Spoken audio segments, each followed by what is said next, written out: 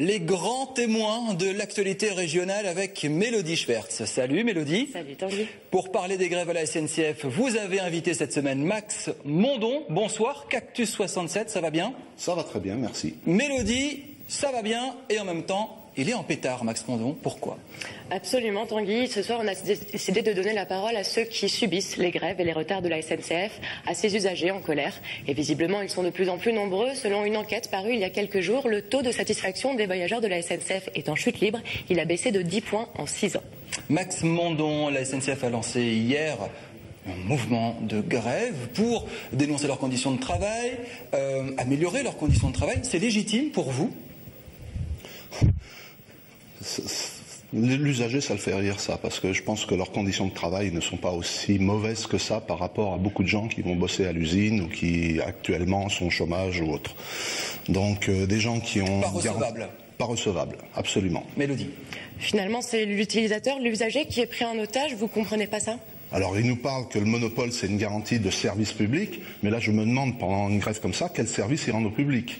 Il y aura peut-être d'autres solutions maintenant pour rendre ce service public plus pour tous les usagers, et de mettre en concurrence la SNCF avec d'autres opérateurs, ce qui fait que le jour où il y aura de nouveau une grève dans ce genre-là par un des opérateurs, qu'on puisse au moins avoir une autre échappatoire que d'être pieds et poings liés devant ces gens-là. Mélodie, vous avez rencontré beaucoup d'usagers du train.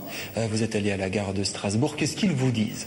Alors effectivement, je suis allée prendre la température à la gare de Strasbourg et visiblement, une chose est sûre, on n'a pas de mal à trouver des... Oui, ça doit courir les quais, voilà, c'est ça? Exactement. Les voyageurs se plaignent beaucoup, manque d'informations, grève, retard. Ils ont beaucoup de choses contre lesquelles contester. J'ai recueilli plusieurs témoignages, on les écoute. Je trouve que, ils ont peut-être raison de manifester, mais il ne faudrait pas que ce soit au détriment des usagers. Moi, j'ai une fille qui subit à chaque fois les inconvénients de ces grèves. Et elle est obligée de décompter à chaque fois les retards des trains, elle est obligée de les décompter de ses heures supplémentaires. Il y en a marre, parce que tous les ans c'est la même chose. C'est tous les ans la même chose, surtout pour les vacances. Je trouve qu'ils choisissent très bien leur date pour eux. C'est-à-dire qu'ils ont une force de pression qui est très importante, mais c'est pas très honnête de faire ça. C'est un peu un chantage par rapport à la population. Et finalement, ils ont quand même la sécurité de l'emploi. Je ne sais pas si c'est le meilleur moment par le temps qui court avec les grèves et tous ceux qui sont au chômage. Je trouve que c'est un peu indélicat. Alors on a évoqué les grèves, on a évoqué les retards, mais votre association se plaint aussi des tarifs de la SNCF. Ils sont trop élevés selon vous? Ils sont trop élevés, ils sont opaques.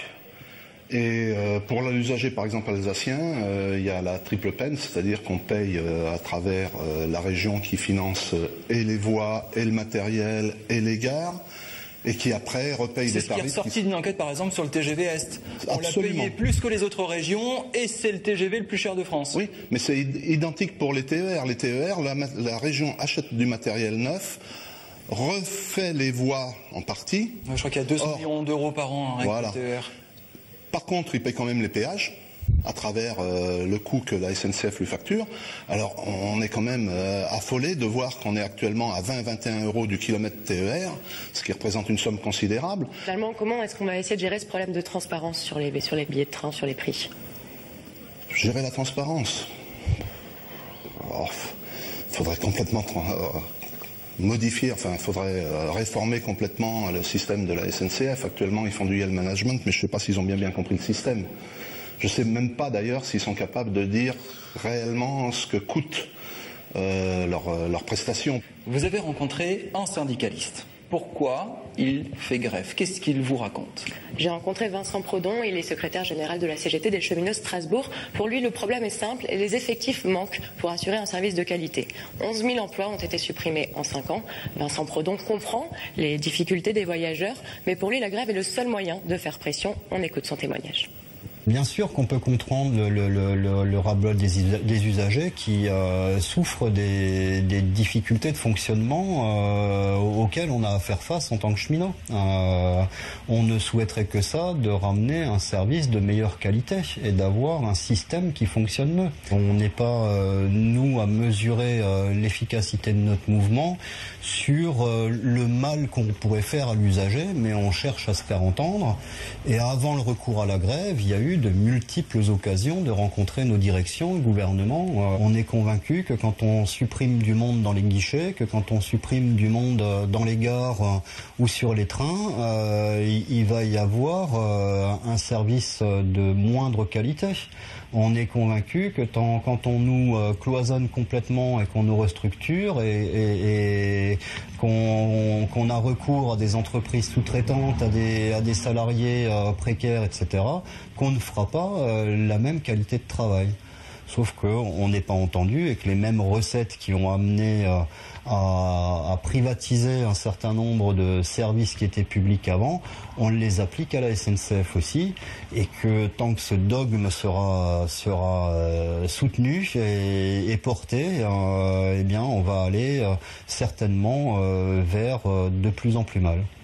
Donc justement, Vincent Prandon nous parlait de problème d'effectifs. Est-ce que selon vous, c'est vraiment le problème ? Vu de l'extérieur, ça paraît pas du tout être le problème. Quand j'entends dire qu'il faut recruter 10 000 cheminots, moi je pense qu'il faudrait plutôt dégraisser de 10 000. Mais ça, là, je fais de la provocation. Même si les grèves, ça énerve, on va se faire un peu l'avocat du diable, vous leur tapez pas dessus un peu facilement quand même.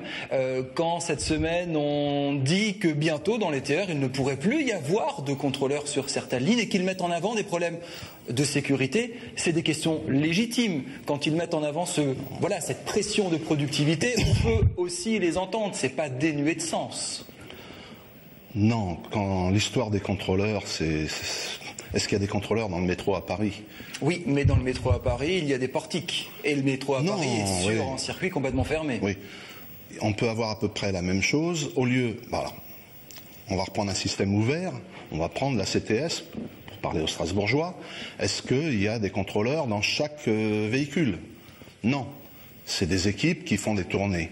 Pour la SNCF, pour les TER, je ne parle pas des trains de grande ligne, ça pourrait être exactement le même système, sauf que généralement ils ne veulent pas parce qu'ils veulent préserver l'emploi du petit copain derrière, et que le petit copain, lui, il se raccroche à ça parce qu'en fait, qu'est-ce qu'il a à faire ? À dire, ok, on peut démarrer, on ferme les portes, il n'y a plus personne sur le quai. On peut mettre de la vidéo, il y a des tas de solutions. Donc ça aussi, c'est des gains de productivité, parce que c'est des emplois, comme toujours, c'est l'emploi qui coûte le plus cher dans toute activité. Mélodie, le mot de la fin. Vincent Prandon m'expliquait qu'il y a aussi un problème au niveau du cloisonnement des métiers, c'est-à-dire que quand on est chef de rail, on ne peut pas faire autre chose. Ça pose problème aussi pour eux. Est-ce que vous le comprenez, ça ? Non, on ne peut pas le comprendre, parce qu'en fait, actuellement, toute personne dans une activité professionnelle peut amener au cours de sa carrière à changer d'activité. Ça a été mon cas, j'ai eu 3 métiers dans ma carrière avant d'être à la retraite. Donc, quelqu'un qui est conducteur, par exemple, de train, qu'on dise à 50 ans, ok, au niveau de sécurité, au niveau physique et tout ça, il n'est plus capable de faire ce métier-là, il peut très bien aller sur un quai pour donner le départ à un train. Il y a des postes qui sont quand même relativement calmes et qui ne demandent pas une grande activité à la SNCF, entre autres ces gens qui sont sur les quais, un départ de TGV, vous avez 3-4 personnes sur le quai. Il dit des voyageurs, vous êtes en train de dire qu'ils servent à rien, c'est un peu moche quand même. Pardon ? Vous êtes en train de dire que vous servez à rien, voilà, non. C'est pas qu'ils servent à rien, mais il y aurait moyen d'améliorer les choses et d'avoir des gains de productivité. Toujours ce fameux mot qui... Et d'éviter les grèves. Et puis surtout d'éviter les grèves et de prendre les gens en otage une veille de départ en congé, ça, non. Max Mondon, Cactus 67, était bien en pétard et en colère ce soir dans Pas très cathodique. Merci beaucoup. Mélodie, dans 15 jours, la semaine prochaine, émission Best of.